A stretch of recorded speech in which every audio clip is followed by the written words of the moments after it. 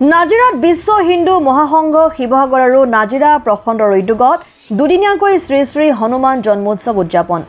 আন প্ৰান্তৰ লগতে নাজিৰাতো উদযাপন কৰা হয় শ্ৰী শ্ৰী হনুমান জন্মোৎসৱ বিশ্ব হিন্দু মহাসংঘ শিৱসাগৰ আৰু নাজিৰা প্ৰখণ্ডৰ উদ্যোগত দুদিনীয়া কাৰ্যসূচীৰে উদযাপন কৰে শ্ৰী শ্ৰী হনুমান জন্মোৎসৱ প্ৰথম দিনা চিত্ৰাংকন প্ৰতিযোগিতা নিশা দিহানাম আৰু শিশুনাট মঞ্চস্থ কৰা হয় দ্বিতীয় দিনা হনুমান পূজাৰ লগতে হোম যজ্ঞ কৰা হয় বিয়লি নাজিৰা নগৰৰ মাজেদি উলিওৱা এক বৰ্ণিল শোভাযাত্ৰাত শতাধিক শ্ৰদ্ধালুৱে অংশগ্ৰহণ কৰি হনুমান বন্দনাৰে মুখৰিত কৰি তোলে অঞ্চলটো সকলোকে ৰঙালী বিহুৰ শুভেচ্ছাৰে